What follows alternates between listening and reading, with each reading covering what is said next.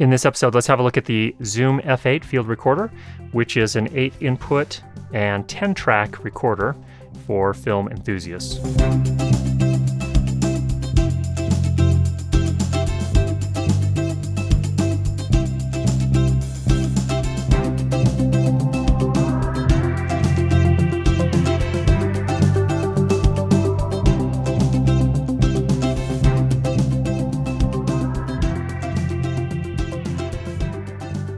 Now, first of all, let me give you a little background on where I'm coming from, because I think that's very, very relevant when you start talking about gear like the Zoom F8. I am a one-man band corporate video shooter, which I do all the production and I do all the post-production for my projects. So I'm coming from that perspective. I think there are a lot of other perspectives that people are coming from when it comes to audio recorders like this.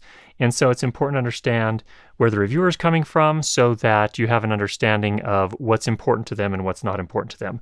For full-time sound recordists that just do the production and then hand off all of the files to a post-production crew, this may be a very different device and may or may not be as viable. So for me, I would just start out by telling you that I really, really like the Zoom F8. It fits my needs quite nicely so far. This is just an initial look at it. I've been shooting with it for about 3-4 weeks now and very happy with it so far. Let's jump in to the good things on the Zoom F8. I will leave it up to you to go look at unboxings if you're into that somewhere else, or you can go over to the Zoom site to get all the specs, but let me just sort of highlight a few things that I've been really happy with so far. Number one, the most important thing to me was the quality of the preamplifiers in this, and there are 8 of them, as we mentioned before. I'm actually recording with it now, and I also have recorded the last 3 episodes with the Zoom F8 and various microphones, so you can go watch those on my channel if you're interested to get a little bit more sample in terms of how it sounds. In this particular case, it's a Zoom F8, and it's an Audio Technica 4053B hypercardioid condenser microphone. Boom, just above me here. So these preamplifiers, from my point of view, are very good. Zoom has really upped their game, for sure, with this device relative to their previous devices. It also provides, each of them also provide a lot of gain, so 75 dB for mic inputs. Subjectively, it seems to me like there's more dynamic range than lower-end recorders. The specs actually say 120 dB dynamic range for the analog to digital converter, and to me, it definitely seems like that is the case. They just sound great. There's very little noise. There's lots of gain, so you can even drive dynamic mics and even passive ribbon mics with this device. So you have a lot of flexibility. So the preamps, fantastic audio quality, definitely make this device worth looking at. Now, in terms of inputs, there are 8 XLR combination TRS inputs, so you can do the TRS quarter-inch plugs or XLR. And in my case, I'm typically going to be using XLR, but it is nice to have that. Now, these are mic inputs. They can also be used as line inputs if you're using the quarter-inch inputs. I don't understand why you can't use an XLR for line level inputs, but for some reason it seems like there's some sort of limitation there. That's a little bit of a strange thing, and that would be the kind of thing that's going to be fine for me, not a problem. For professional sound recordists and sound engineers, that might be really annoying and it could be problematic in some cases. So that's just one example of where the specs and the usability of this device may differ from enthusiast filmmakers or semi-pro filmmakers or one-man band filmmakers versus dedicated audio sound guys. So one thing to consider there. They all provide 48-volt phantom power. Build quality is very good. It's a very small form factor, actually. This is 18 centimeters across, 14 centimeters roughly deep, and 5.5 centimeters high. So very easy to carry around in a bag. In terms of weight, it's just over 2 pounds. And for those of you that use metric, which I wish in the United States we did as well, it's 960 grams. Now, the ergonomics of this device are so much improved over the previous Zoom Handy recorders. The Zoom Handy recorders were kind of market defining in a lot of ways. They kind of filled this niche that didn't exist before, or that there were no other devices before.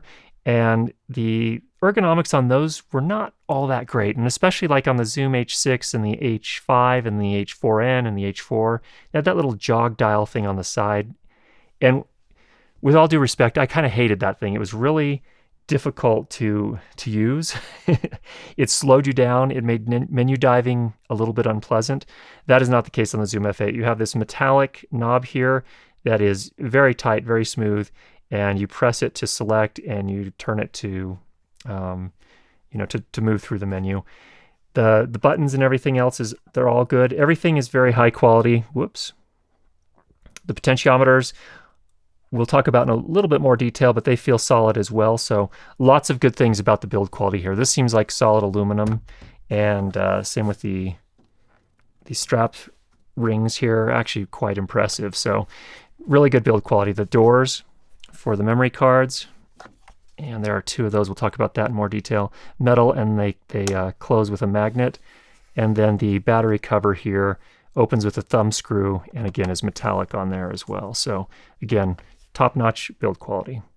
Double SD cards for recording, and not only just double SD cards, but you can choose what gets recorded to each card simultaneously. So that gives you some backup options, and you can record different things to each of those as well. So a lot of flexibility there as well. The LCD screen, I think, is a big improvement for Zoom products. While it's not huge, it is very easy to read relative to other devices. Now, the Zoom H6, I think, was when they first went to a color LCD screen. And while it looked pretty, I didn't think it was very functional once you got outdoors. That does not seem to be the same problem here with the Zoom F8. They have a much brighter screen. They also actually have an outdoor mode that goes to monochrome, to black and white, and I didn't even need to use that. When I was outdoors, I was able to use the color screen just fine at 60 brightness out of 100, and it was great. So they've really made some improvements on that front and really made it very usable. The peak meters on screen have enough segments to make them really useful. Let me just show you. I'm going to jog here. There are various views that you can use. And here's the one that shows for inputs 1 through 8. You can see I'm on channel 1 right now. But it has enough segments to make it really useful. And this is not something that I really realized until I started using sound devices, recorders, and mixers. They have the most beautiful peak meters I have ever used. And all they are is a series of LEDs, like these, the old style LEDs, but there are a lot of them. And it's very easy to tell exactly where you're at. This is similar to that, not quite as good, but actually quite close and very usable. So very happy with that. Now, that's in differentiation to what we have over here. There really aren't enough segments here for that to be really, really useful in my mind or my point of view, but they make up for that on screen here. There are 3 power options. Inbuilt is a caddy for 8 AA batteries, and you can actually switch between alkaline or nickel metal hydride or lithium, so you can use all 3. You just have to change a setting in the menu there. And then there's also DC input here on the back, and it comes with the adapter for that, so you can plug that into AC and then plug it into here. And there is also a Hyros or Hyrosi connector, depending on where you're from, as to what it's called. And what that allows you to do is connect professional grade batteries. So for example, I have my Anton Bauer. When I have this in my sound bag, I usually have it hooked up to this here with the Hyros connector, and that works really, really beautiful. And in fact, I can get about 25 hours with this battery on the Zoom F8 in my kind of rough estimate so far based on usage. And Zoom actually says, I haven't tested this yet, but will in the final review, the inbuilt AA batteries, if you're recording with all 8 channels, all phantom powered, you can expect about 2 hours of record time. Now, a lot of people are going to throw up their arms and say, oh, that's horrible, it's horrible. Well, that's 8 channels, all phantom powered, so I don't know how many people actually do that. When you do that, you're probably going to want to be plugged into DC, or you're going to want to have a proper pro-grade battery like that. But if you're just recording 1 or 2 channels, I'm going to guess that you're going to be able to get more in the 3 to 4 hour range. But that remains to be seen based on the testing I'll do up here. From my point of view, I view the AA's inbuilt as sort of a backup strategy, and really view this battery as kind of my primary source if I'm going to be doing something serious. In terms of settings, there's obviously the standard support for bit depths at 24, up to 24, and sample rates up to 192 kilohertz. Again, I'm typically recording at 48 kilohertz, but if I ever need to go higher than that, that is an option here, so great job on Zoom's part there. There is a timecode generator built in with BNC input and output. So you can generate timecode, or this can be jam synced to another timecode generator. And you just have those connectors there. It's very straightforward on how to do that. I haven't used it a lot yet. I will be doing some more testing on that. However, one thing that I found interesting is that Gotham Sound, which is an audio gear house in New York, I believe, did an interesting test. They actually took a Zoom F8, a Sound Devices 788T, which is again, an 8-input device similar to this, but in the Pro range. They jam synced both of them using a third device. They stuck them in a freezer overnight for 14 hours. And the next morning, they looked at the time code on each of the devices, and they differed by less than 1 frame. So they were off by, I think, 0.2 frames. So what that speaks to is that the Zoom does have an actual proper time code implementation. They've done a really nice job, and it manages even harsh conditions like freezing. There is an app for iOS devices, so that's going to be Apple only. That allows you to actually mix for the Zoom F8. It connects via Bluetooth. And at first I thought, when I first saw this device announced, I thought, oh, that's really cool. It sounds cool, but I just don't know if it's going to work very well. And if there's going to be a lot of latency between the app and the recorder itself, this may not be that useful. But what I'm finding is, indeed, there is some latency, as you would expect. It's having to, it's communicating wirelessly via Bluetooth.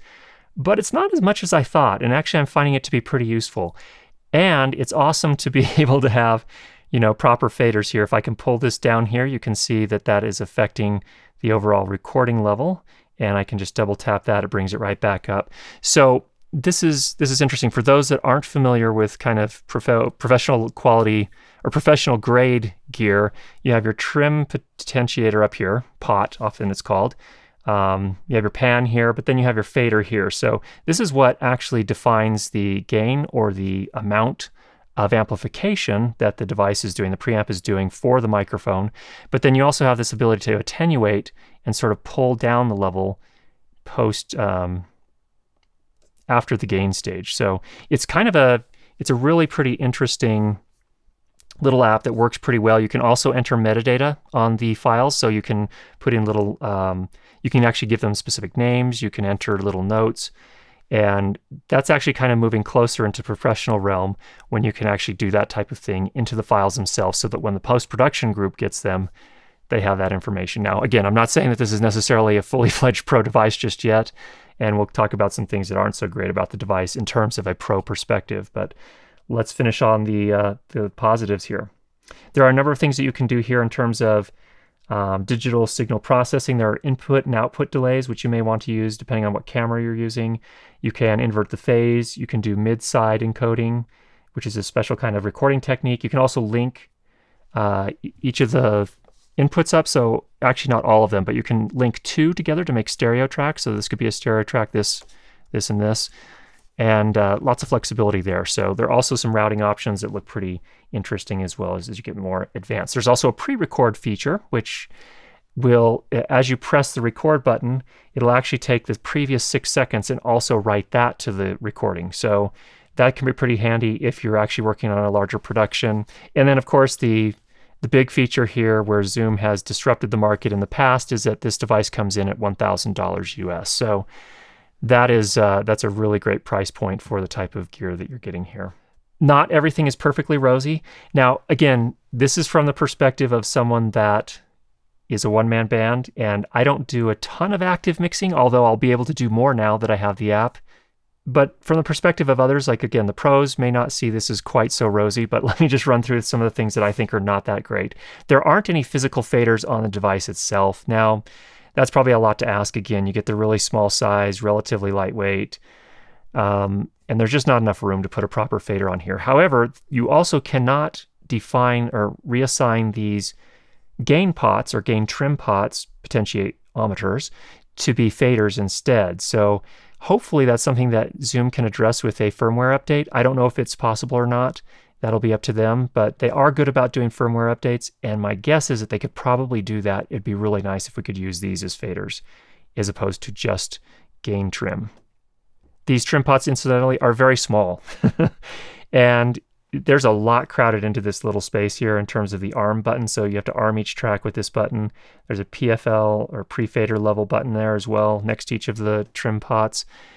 It's kind of crowded, and these are small. It's easy to bump things.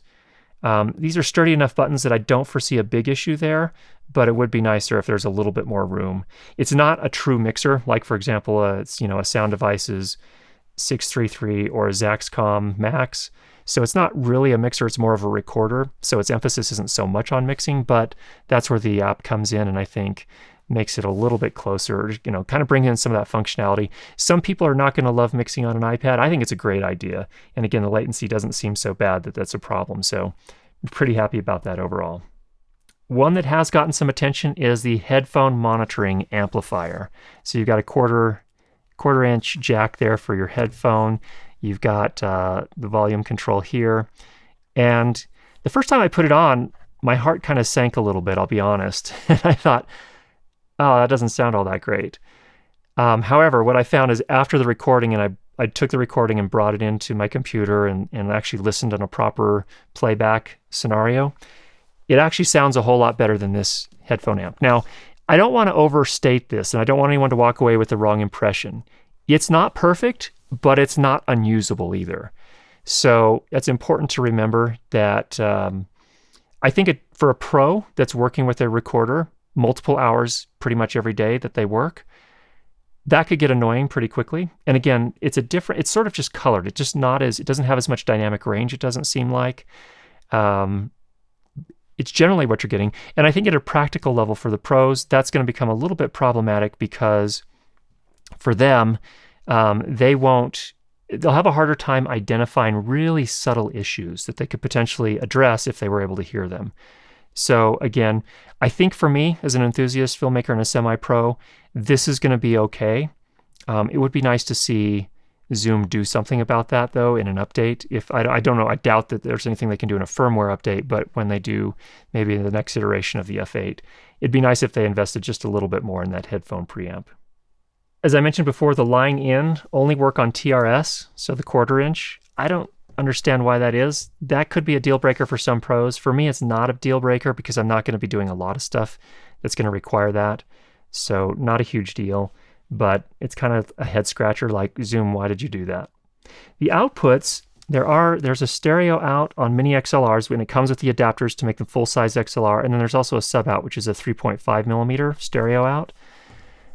Both of those actually only put out a consumer line level or a mic level signal, which again is just kind of strange. I don't understand that. Now, if Zoom was thinking that it's going to be people using these running the sound into their DSLR, I guess, but I don't think.